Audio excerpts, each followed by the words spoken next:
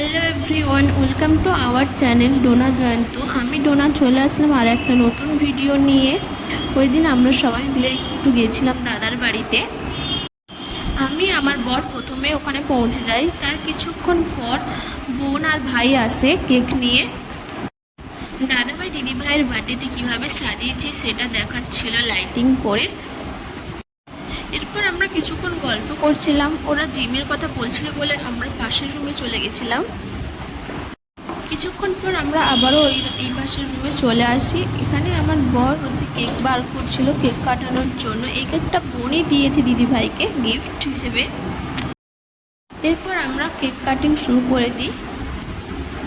পাশে বসে আমার বর বোনকে ভেঙেছিল, সেটা দেখে আমরা সবাই মিলে হাসছিলাম। এখানে দিদিভাই দাদাভাইকে গিফট দিয়েছে আমাদের দেখাচ্ছিল, বলছিল যে দাদাভাই নাকি নিজে এঁকে দিদিভাইকে গিফট করেছে। এই দুটো খুব সুন্দর লাগছিল। আর আমরা একটা ব্যাগ গিফট করেছিলাম, এই ব্যাগটা দিদিভাই বলছিল খুব সুন্দর হয়েছে, যেহেতু দিদিভাই টিচার তাই কিছু নিয়ে যেতে খুব সুবিধা হবে। এরপর আমরা সবাই মিলে খেয়ে নিয়েছিলাম। আমরা কিছুক্ষণ বসেই ছিলাম, কারণ দাদাভাই দিদিভাইয়ের জন্য একটা কেক নিয়ে এসেছিলো, যেটা 12টার সময় কাটানোর কথা ছিল।